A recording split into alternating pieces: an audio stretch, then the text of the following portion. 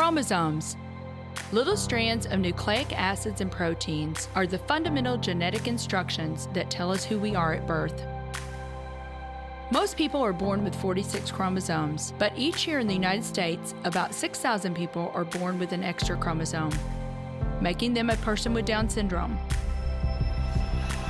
If you've ever encountered someone with Down syndrome, you know that they are some of the kindest, most joyful people you will ever meet. They truly have something extra. My name is Lisa Nichols, and I have spent the last 24 years as both the CEO of Technology Partners and as the mother to Allie. Allie has something extra in every sense of the word.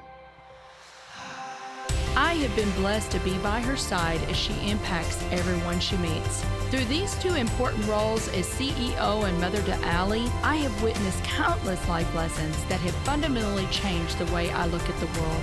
While you may not have an extra chromosome, every leader has something extra that defines who you are.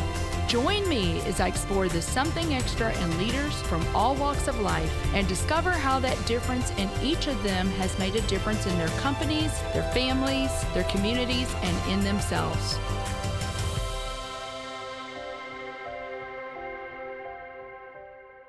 If you like this episode today, please go to Apple Podcasts or wherever you listen and leave us a 5-star rating. I'm delighted to have Tommy Martin on the show today. Tommy is the CEO of the Tebow Group. Well, Tommy, I am absolutely thrilled to have you on the Something Extra podcast today. Thank you so much. I've really been looking forward to this time with you. I'm so excited, Lisa. Absolutely delighted to be here with you. Well, we're going to have fun. You know, I always love to tell our listeners, Tommy, how we get connected. So about 6 months ago, our mutual good friend, Rick Nully, who is a serial CIO here in St. Louis that we've worked with for a very long time, had connected us. And then you and I met. We're like, we met last year at the Garden City Summit. That's right. And I had Lisa, honestly forgot that we met. and I actually got to hear you speak at the summit, Lisa, and I was just so inspired by your story. So it was easy for me to remember you, and it was great to make that reconnection. Yes, I'm excited. And now I tell you, I don't know what God has planned, but I think there's going to be all kinds of fun things we're going to be able to do together, hopefully. But, you know, you've had really an incredibly, very exciting, successful career. But, you know, now you're the CEO of the Tebow Group, and we're going to talk a lot about that. But before we get into all that, I'd love for you to take us back to how you grew up, because I think you grew up in the Great Lakes corridor. Is that correct? Yes, ma'am. I am a product of the Great Lakes through and through, born and raised in Michigan and Ohio, and then made my roots in Indiana. So, absolutely love it. Spent a whole lot of my childhood on Lake Michigan. I was that quintessential latchkey kid. And, you know, some of your younger listeners probably don't even know what a latchkey kid was, but it was this idea of, you know, you walk home after school and there's nobody there to let you in. So you let yourself in. You figure out how to open your own latch, if you will. My mother was absolutely phenomenal, a single school teacher that just worked her tail off day in and day out. But I would usually let myself in after school.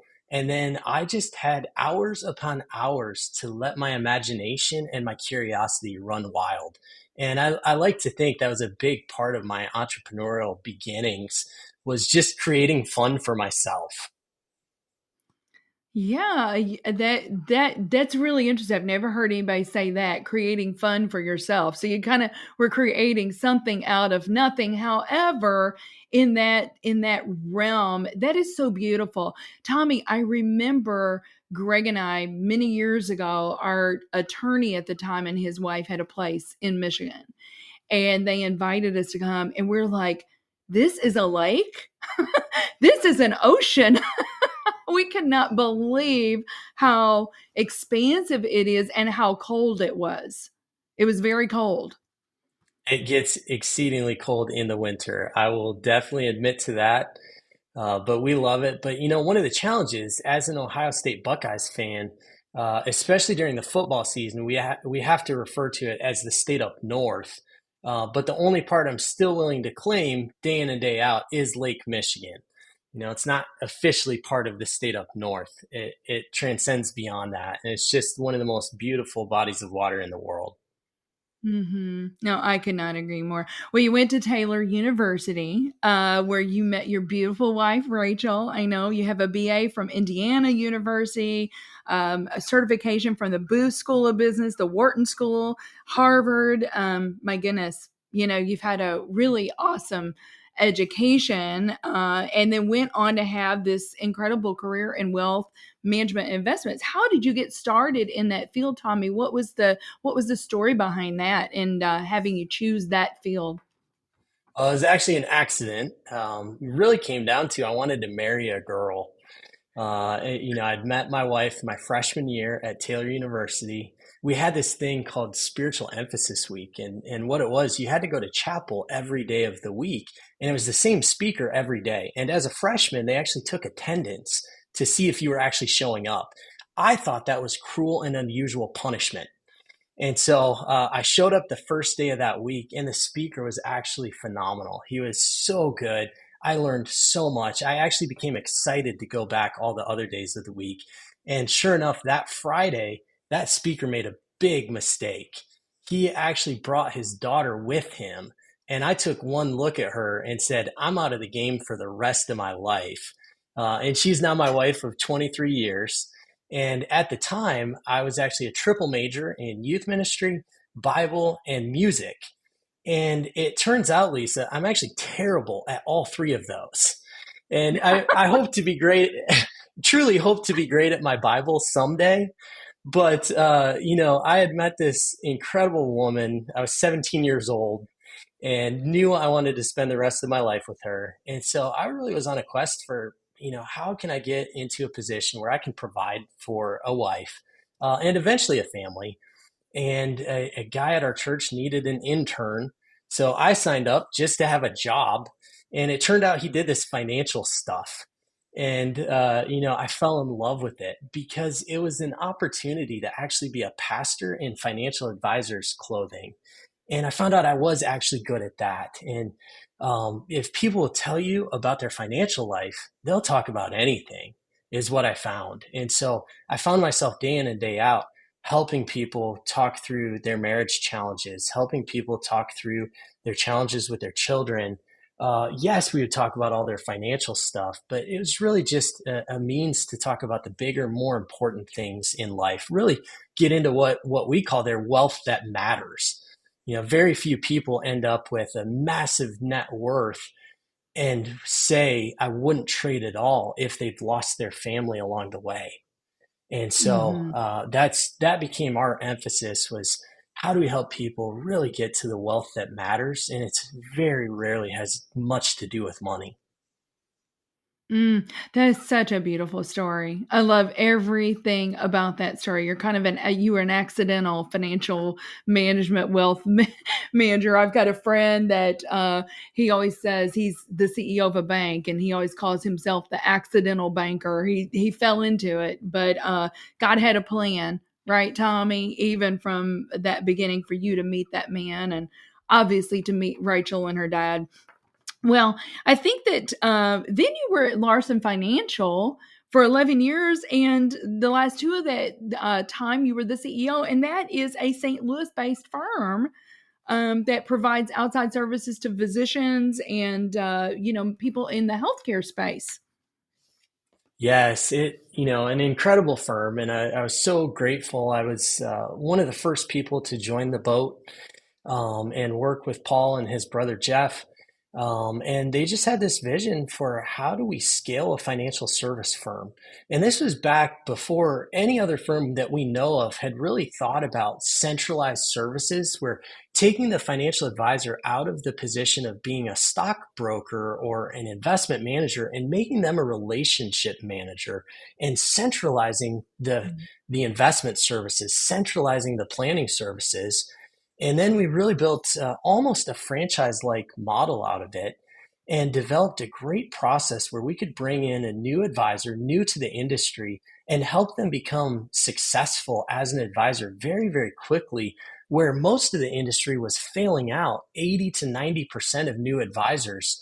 We were only failing out 10% of new advisors. It was just a really incredible process. We were babies. We were in our mid 20s when we launched this thing, and it just took off like a rocket ship. We went from managing $6 million out of our garages when we launched to pretty quickly growing that to $1.6 billion by the time I left, and just became a nationwide powerhouse. It was one of the fastest growing financial firms in the country for nearly a decade.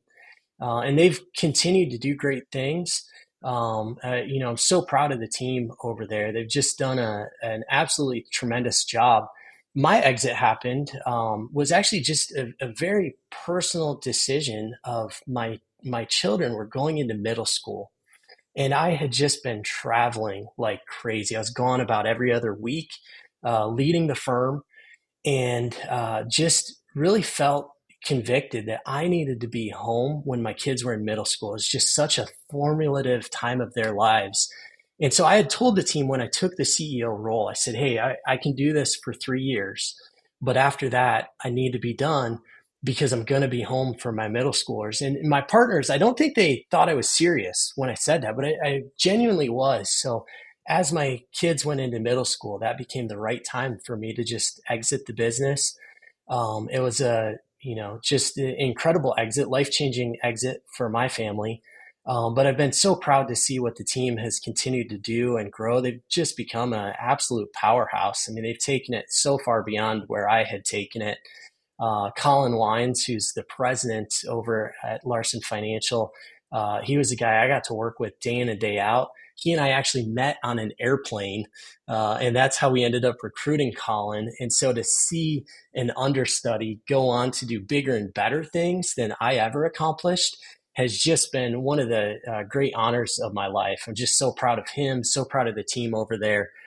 They've just accomplished some great things, and some of the things they're doing for the city of St. Louis. I couldn't be more proud. Mm-hmm. Yeah. Well, that is just beautiful. I mean, I love the fact that you prioritize your family. And sometimes, Tommy, just speaking for parents out there, sometimes you think, oh, when they get in middle school, they're more self sufficient. They don't need me as much. No, that's probably the time they need you the most because they have so many outside voices coming at them all the time. So I love that you prioritize your family. But let's talk about this just a minute. So you you just said that you were babies starting in the garage. So you kind of grew up and then became the CEO. What did you learn? What types of leadership lessons did you learn? And talk to me a little bit about your leadership philosophy, if you would. Yeah, those were days of trial by fire and learning a lot the hard way, Lisa. I made a lot of mistakes as a leader in those early days. We were just, we were kids in our late 20s, early 30s, leading a team of over 200 people. And, there's a lot that goes into that. And I think the thing that I had going for me is I genuinely, genuinely cared about our team. I cared about our people. I cared about our business, and was willing to put those things mostly ahead of myself. And I Mhm. think that's what ultimately allowed me to succeed even amidst the challenges of learning through trial by fire. There's hundreds of things I wish I could go back and have a do-over. I would have done differently, but it also helped shape me as a leader for the next chapters in my life, learning from those mistakes. You do get do-overs. It's just in a new position, a new level of responsibility, maybe with new people under your care. But Mhm. it was a great time to just learn what to do and what not to do as a leader. And unfortunately, probably learned more of what not to do in those earliest days as a young CEO. Sure. Yeah, I can totally relate to you, Tommy, because Greg and I were in our late 30s or late 20s, rather, early 30s when we started Technology Partners. And there's no manual.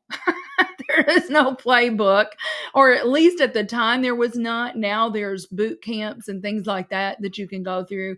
There was none of that. I mean, it was totally trial by fire, and let's try. And we made a lot of mistakes too. In fact, I say today we probably have, I don't even know how many lines of SOPs and processes and stuff that we have documented today. I say a lot of those were documented because I like screwed up something. And we're like, we need to document the right way to do this so we do not repeat this, But I love Tommy, and you just set me up for the perfect segue here. I love reading your LinkedIn post. And you're very active on LinkedIn. And I read one about overcoming imposter syndrome and embracing success. You were really vulnerable in this post. I would highly encourage our listeners to go out and follow you on LinkedIn. Go read that post. But here are just a few quotes that I really love that you wrote. You said, and you just really kind of said this right before, I talked about this, but imposter syndrome isn't about forgetting the past. It's about recognizing how it's prepared you for the ongoing work that you're called to do. And then this one I really love. Our struggles don't define us, they refine us. So, how do you believe that how have you seen some of those struggles, Tommy, even in those early days? How have you seen those refine who you are today and how you lead today? Yeah, I think one of the most important lessons I've learned along the way in leadership is that sometimes people actually need you to lead. And I spent a lot of time in my early days as an executive, as a CEO, trying to be diplomatic. And sometimes there's a time and a place for that. But there's also a time and a place where people just need you to be decisive. And, I think I cared too much about being liked and not enough about making the hard decisions and being just completely honest and candid with our team. I've learned one of the best ways we can be kind to our team is just to be fully candid, not hold back. We don't have to do it in meanness. We can still be kind, but to just be open and honest and share what the reality is instead of trying to fluff it over and make it tactful. It just isn't helpful. And so, Mm-hmm. the leadership team I would have had a decade ago would be shocked by my level of candor today. That's been the biggest development for me as a leader, to go from completely holding back, always just being diplomatic and tactful in how I said everything, never giving a full answer. There's always a fluff answer. To today, I try to be very direct, very candid, to let people know exactly where they stand, what my expectations are. And it's just a much smoother way to exist as a leader. But it also required me to get comfortable that not everybody's going to like me, and that's Mm-hmm. okay. I think one of the best lessons I learned in my leadership training in business school was that most good leaders, if you don't have about 30% of the people that aren't very happy with your decisions, you're probably not leading. You're probably just existing. And so, I'm comfortable now making That's good. decisions that aren't always popular with the entire team. It's not about diplomacy or leadership by consensus. Somebody ultimately has to make the hard decisions, and I'm much more comfortable being in that position today in my 40s than I certainly was in my 30s or my 20s. Mm-hmm. Oh, that is so good. That is so good, Tommy. And they need you, like you said, they need you to lead, and it's not a popularity contest. They need a leader, right? Pat Lencioni was on the podcast, Tommy, and I know you've read his books, Advantage and Five Dysfunction of His Team and all this. But he was talking about like critique, and he said, really, if you really love somebody, you're not going to continue to let them stay where they are. You're and so many times as leaders, and I know I fall prey to this too. He calls himself a wuss. He said, I'm a wuss because I don't really like confronting people about things. And I said, you know what?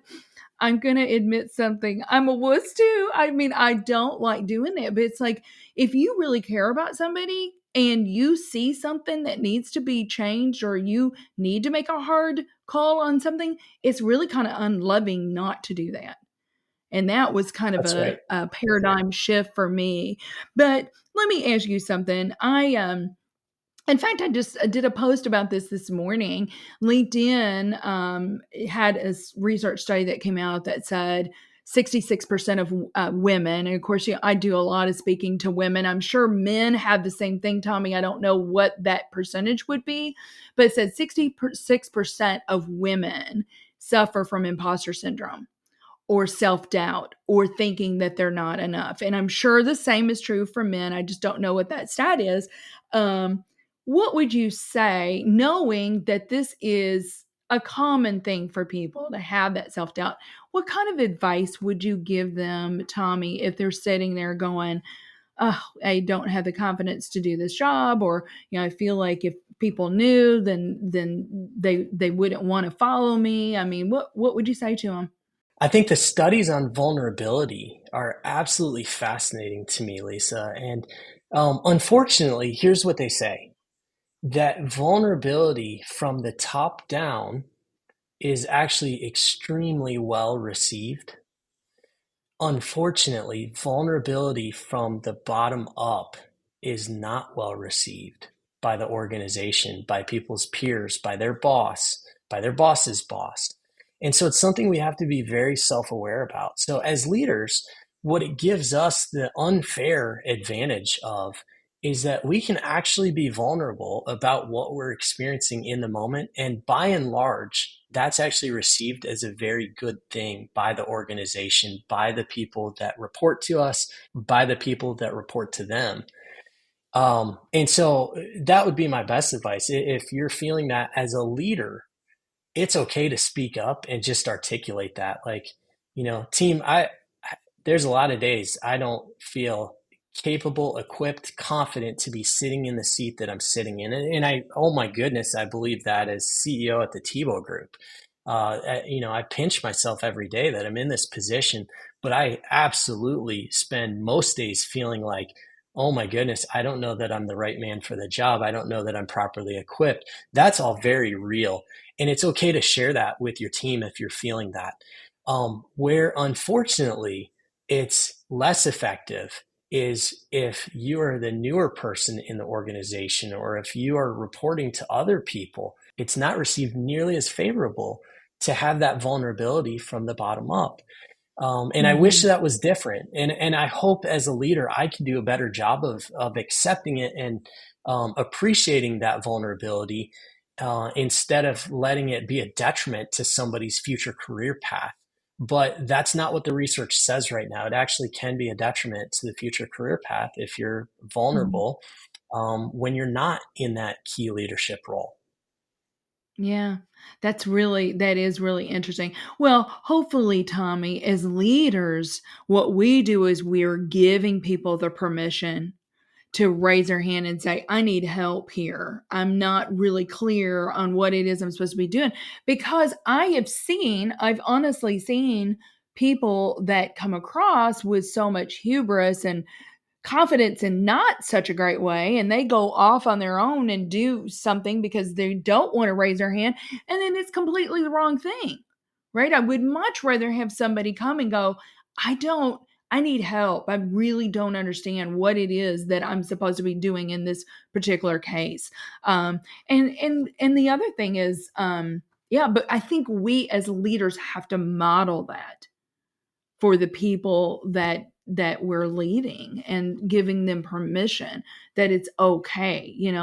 And I come in, many days not really knowing either, and it's okay. So I don't know, for me, I would rather have somebody raise their hand and say, I don't really know exactly, I need some help, I need some coaching, I need some mentoring, and I'm there all day long. I'll take a person like that. But Yeah, that is very interesting. Well, I tell you what, we have got so much more to talk about. I've got so much I want to talk to you about, but we do need to take a quick break, and we'll be right back with Tommy Martin on the Something Extra podcast. In business, the tendency is to seek out partners who are bigger, faster, stronger. When it comes to IT, you should be looking for smarter, faster, better. That's just what you'll find with the talented technologists at Technology Partners. Our experts develop custom solutions to tackle your most complex challenges, all to simplify your processes in the smartest, most efficient way possible. The time to be swift and nimble starts now. Go to technologypartners.net/solutions and see what's possible. Welcome back, everyone, to the Something Extra podcast with Tommy Martin. So, Tommy, I have to ask you, I mean, we've talked a little bit about this, but I know that you have faced highs and lows in your professional and personal world, just as all of us have.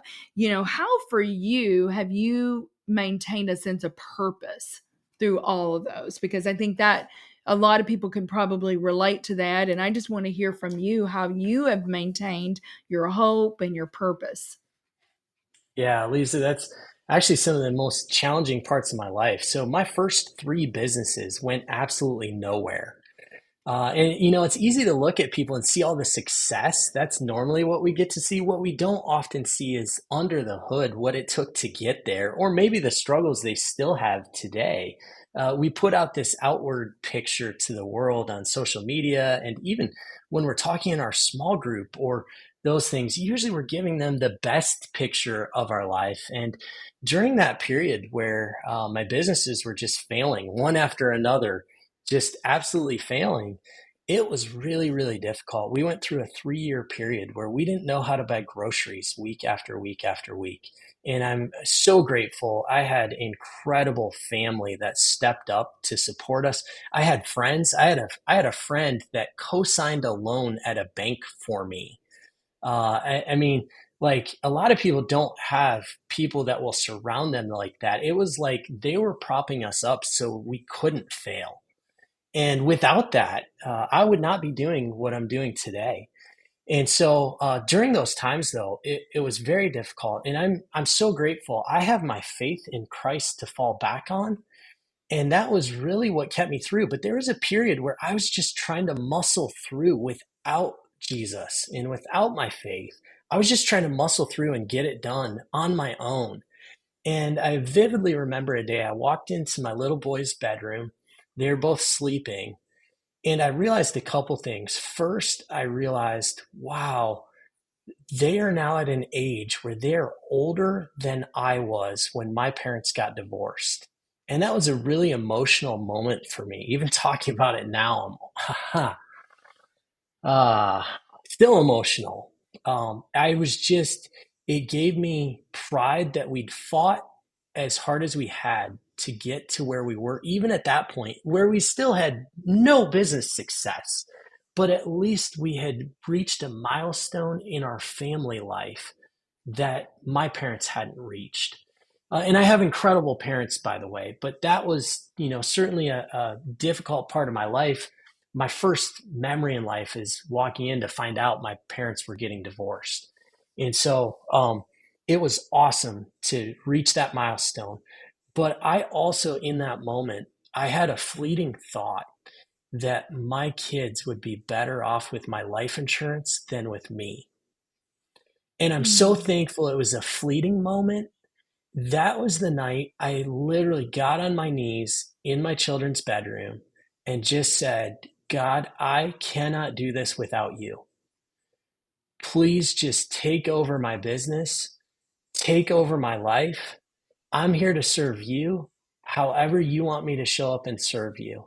And Lisa, I don't want to set the wrong expectations. This is not, I don't believe God always works this way, that when you just turn it over to Him, it all works out great. But that day was a pivotal moment in my career. And our company took off like a rocket ship after that. And again, I don't want to over spiritualize it. That's not how it always works. But that is what happened in our case. And so, just in that roughest moment of my professional life, I'm so grateful that I turned to the Lord instead of continuing to turn to myself and try to muscle through it. That is truly what made all the difference for me. Thank you. Thank you for sharing that. I'm teary-eyed just listening to you, Tommy. But I want to talk. Let's get happy here. I want to talk about Rachel. I want to talk about your amazing wife, and she sounds like just a remarkable woman and a great life partner for you. But I read a blog that you wrote titled "True Story About the 3 Most Powerful Statements from My Wife." And I'm not going to ask you to reiterate all these, but I want to ask about this one and would love for you to kind of expound on it. You go, she said to you, "I'm not calling you out, I'm calling you up." Yeah. Tell us that story. I'm not Well, calling you out, I'm calling you up. my wife is truly the best venture capitalist I've ever known. And the reason I say that, she's not actually in venture capital, but she made an investment in me when I had a negative net worth, no career path, was an absolutely horrible communicator. And somehow she took a 4 and turned him into a 7. And, I'm kind of proof that when you marry a perfect 10, she can turn a 4 into a 7. But she has been the best voice in my life. Just incredible wisdom, incredible support. And every day I would come home when work was especially hard. We had this word picture at one point that a friend gave me. And he said, look, when you walk in the door, your spouse has a shovel. They get to choose what to do with it. Either they can beat you over the head with it or they can scoop you up with it. And boy, she scooped me up more often than not. And the time she beat me over the head with it, figuratively, not literally, but the time she beat me over the head with that shovel, it was because I needed it.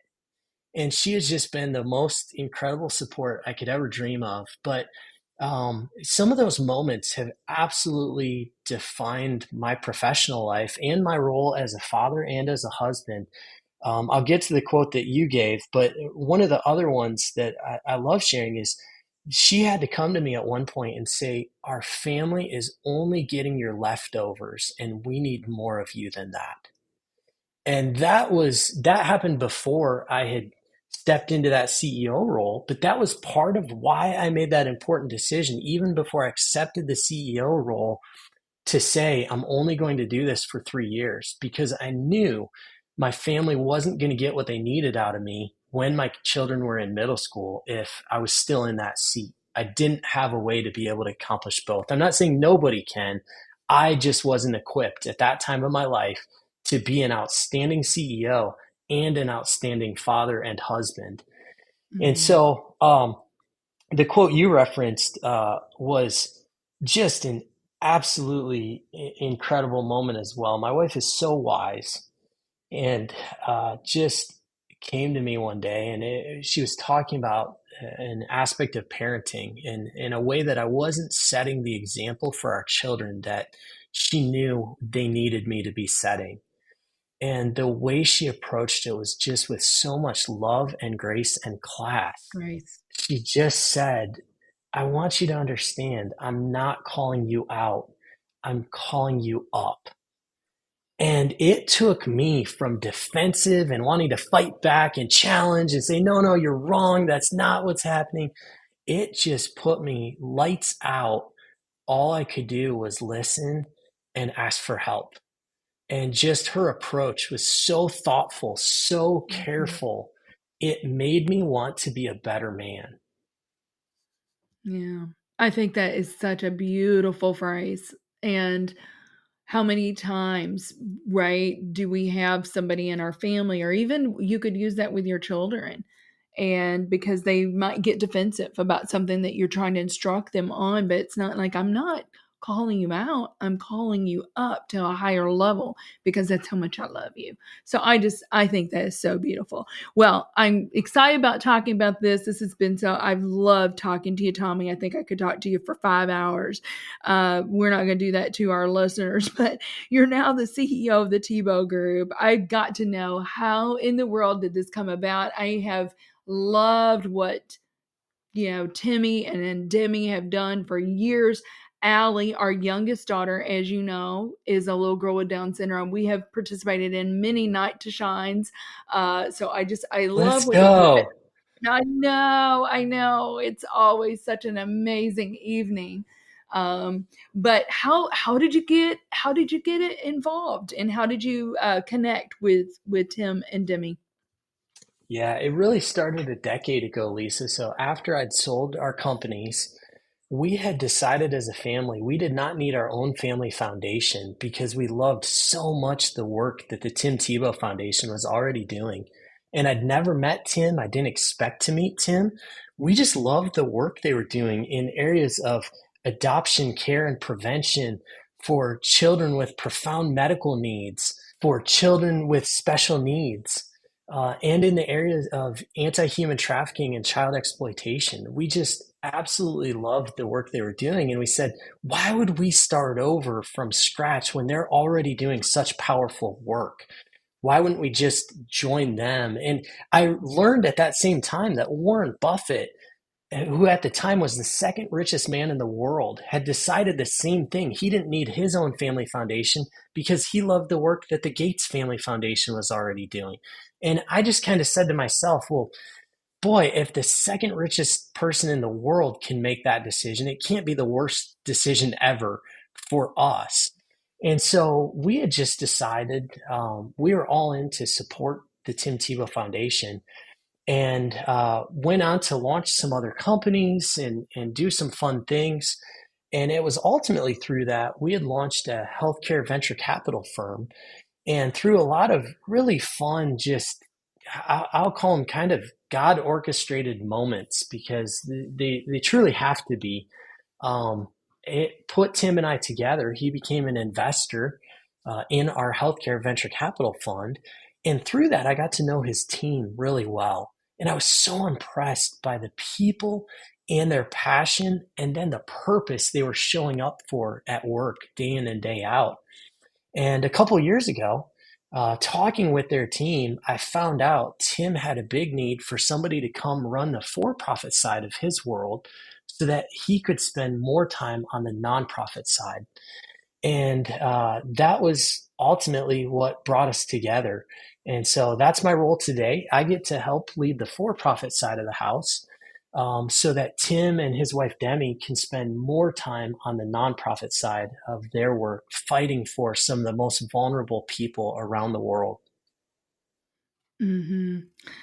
Oh, goodness. That is so amazing. Well, I want you to talk about this because this just happened. Because you sent me the video. This just happened last week, the Renewed Hope Act of 2024. Timmy was on Capitol Hill last week. Can you tell us about that Renewed Hope Act? What is it? Yeah, absolutely, Lisa. Thank you so much for asking about the Renewed Hope Act. Listeners, I'm about to share some content that could be sensitive for some people about child abuse. So if that's an issue for anybody, please feel free to turn us off at this point, but I really hope most people will listen.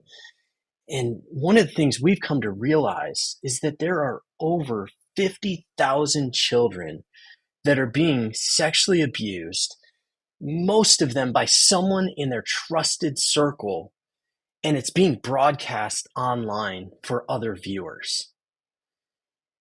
And one of the things that drives us as a team is that over 2,000 of those children are infants. It's just so hard for me to imagine a more horrific evil. And so we're in that fight. The Tim Tebow Foundation is working actively in lots and lots of ways to help in that fight. One of those ways is we don't have nearly enough people dedicated in our law enforcement nationally to help pursue who these children are. Because if we can find out who they are and where they are, that's the first step in being able to rescue them. But if we don't dedicate people to that, how are we supposed to get to these kids?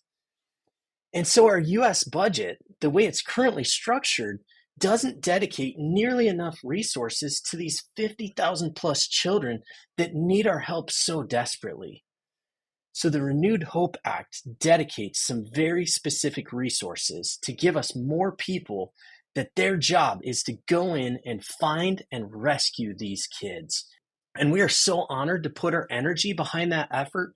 And we are so grateful for lawmakers on both sides of the aisle that are willing to come together and fight for these children. Mm-hmm. Yeah, I can't remember the exact line, but I watched that video several times, Tommy, and Tim was just saying, let's do this so that they don't have to wait one day longer. It just really gripped my heart.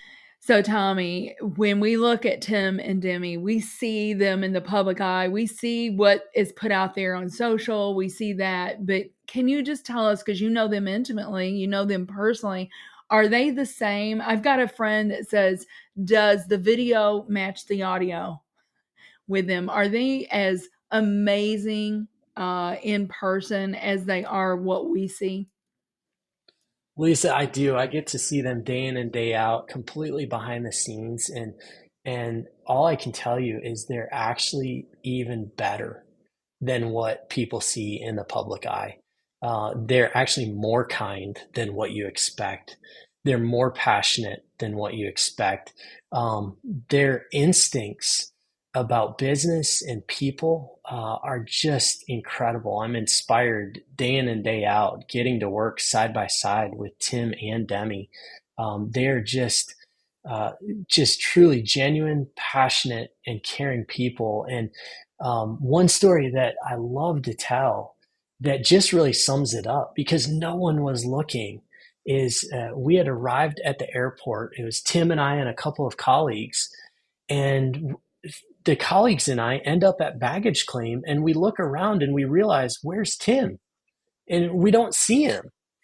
And so we finally go find him. Well, Tim had seen there was a blind man walking through the airport with no one helping him, and he was completely stuck, didn't know how to get out to his vehicle that was there to pick him up.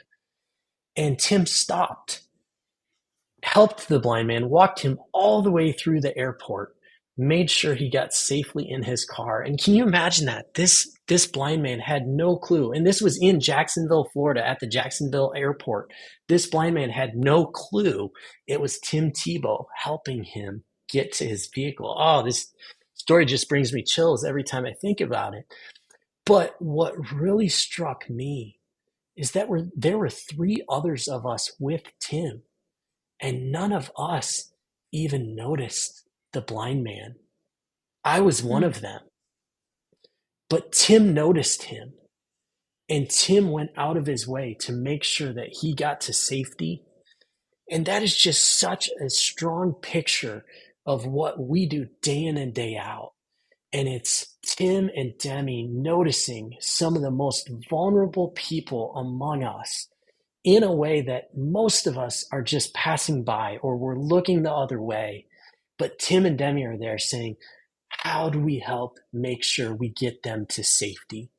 And I'm so grateful for their example and their leadership, because that's what brings us as an entire team along, is to want to be like that, to want to have eyes that see, ears that hear the people that need our help the most.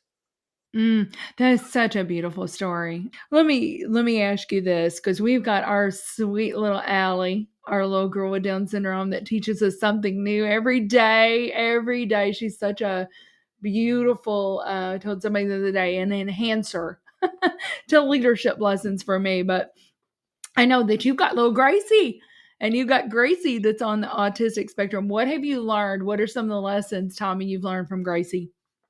Well, she has been one of my best teachers in life, Lisa. So Gracie's story is we adopted her from overseas, a country called Moldova, right next to Ukraine, where we see so much turmoil happening today.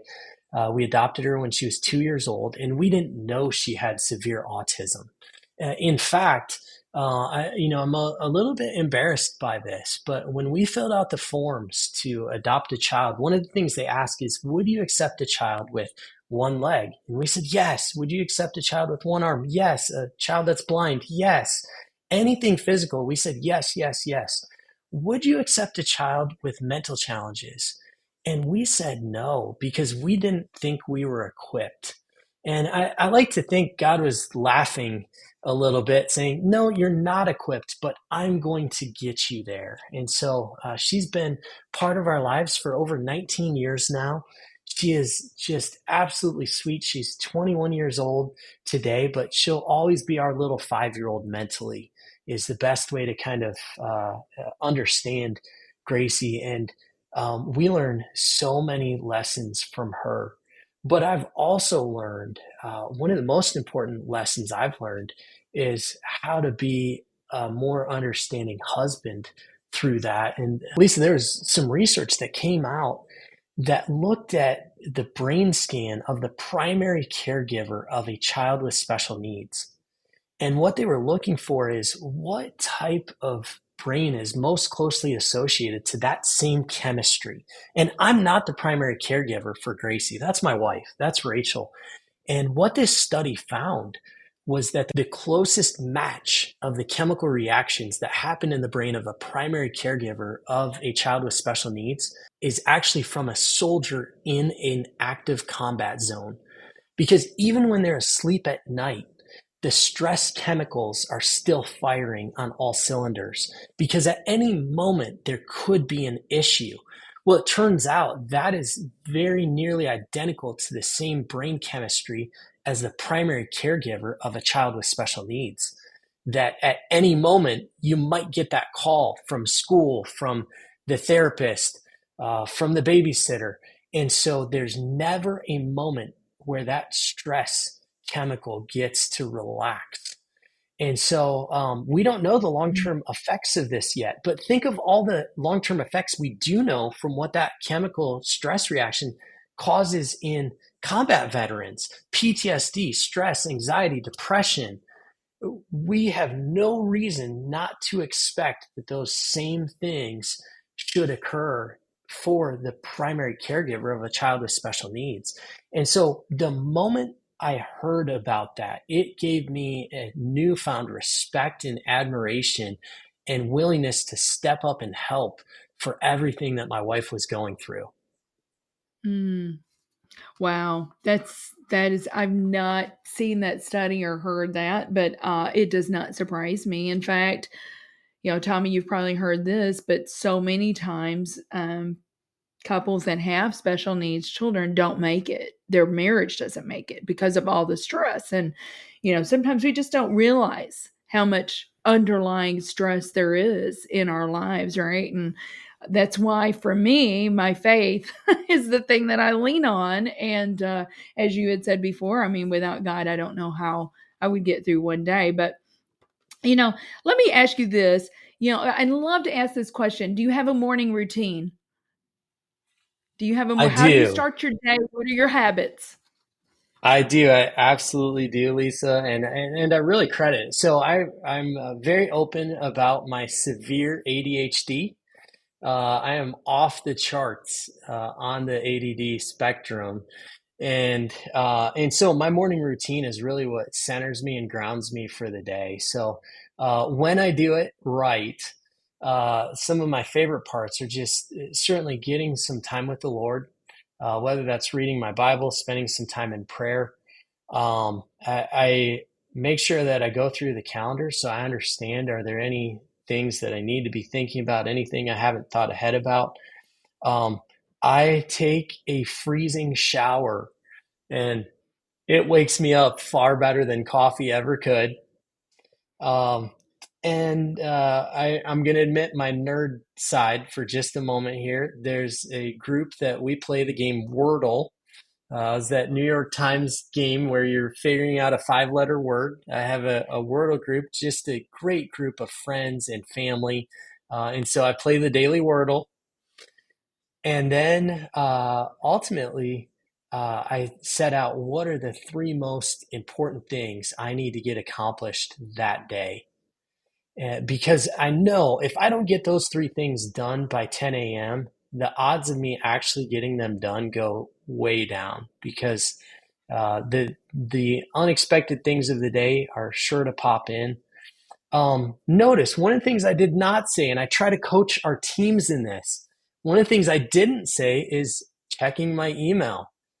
One of the things that's my pet peeve is when leaders or anyone really allows their email to dictate their day. It's like they're allowing everybody else to dictate what's most important in their schedule. And that's almost the worst way you could possibly start your day. I also didn't say doom scrolling on social media. I don't let those things enter into the morning routine because it's way too important to get the day off to an incredible start.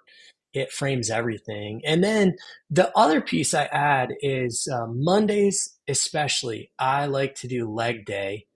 And the reason I do leg day on Monday is I figure if I can start off the week with my least favorite thing to do, then it's only going to get better. So Monday morning is leg day. I try not to miss it because I do not like leg day at all. I hate it. I hate it. And so I What do do you that do at first thing leg Monday day? morning. Well, Are you just doing working. squats and lunges, or what are you doing? So I have 3 blown discs in my spine, so I don't get to do as many squats as I would like. But anything I can do without putting load on my spine is what I'll throw into leg day. And if they don't hurt pretty bad by Wednesday, I probably didn't do it right. So, Wow. Let me ask you this. Now, I had not planned on asking you this, but do you ever work out with Tim? Because I can't well, imagine his routine. well, I would like to say that I work out with Tim, but what I do, Lisa, is probably not even a warm up for him. So yes, he has a great gym that he utilizes quite frequently. I get to be in the gym at the same time as him, but I think if you asked him, it would be very difficult for him to classify what I do even as a workout. As they work out. Oh my goodness, that's funny. I'd love to be a fly on the wall when that's happening. Well, Tommy, this has been so much fun, but I have to ask you, what do you believe is the something extra that every leader needs? Absolutely, Lisa. So, one of our core values in the Tebow organizations is to value and seek wise counsel. And I look back to the mistakes I made as a young leader. Most of them could have been prevented if I was just humble enough to go ask for help or to seek out mentors. And it really has been a cornerstone of my life and my career. I've done a decent job of making sure to surround myself with people that are 1, 2, 3 steps beyond where I am, people that I respect, that I'd like to model my life after. I did that in marriage. I sat down with the couples who are, have been married for 50, 60 years. And I said, what is it that has made your marriage so successful? And the number one answer they gave was so surprising to me, Lisa. I thought they were going to say, oh, we never fought, or we always had date night, or any of that. No, the number one answer I got was, we didn't quit when it was really hard. And that just made me feel so much better about myself and my shortcomings as a husband.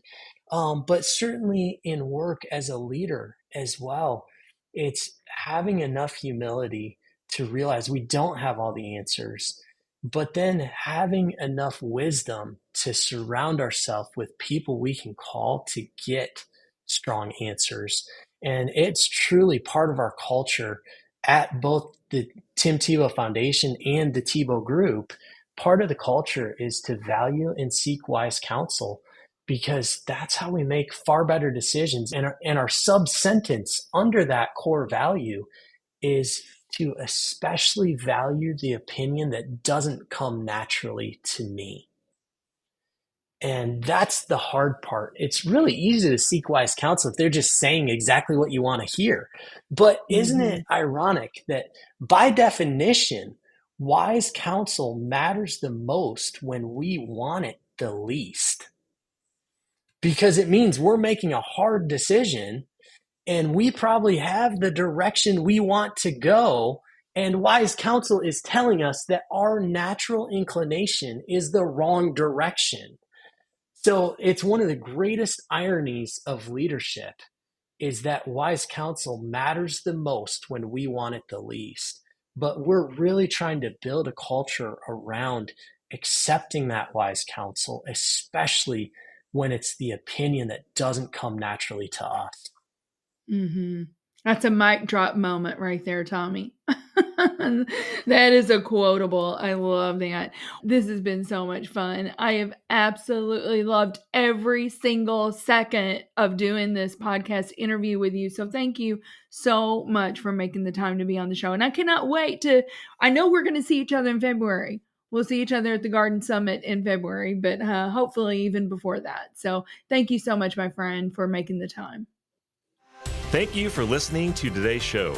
Something Extra with Lisa Nichols is a Technology Partners production. Copyright Technology Partners, Inc. 2019. For show notes or to reach Lisa, visit tpi.co/podcast. Don't forget to leave a review on Apple Podcasts, Google Play, or wherever you listen.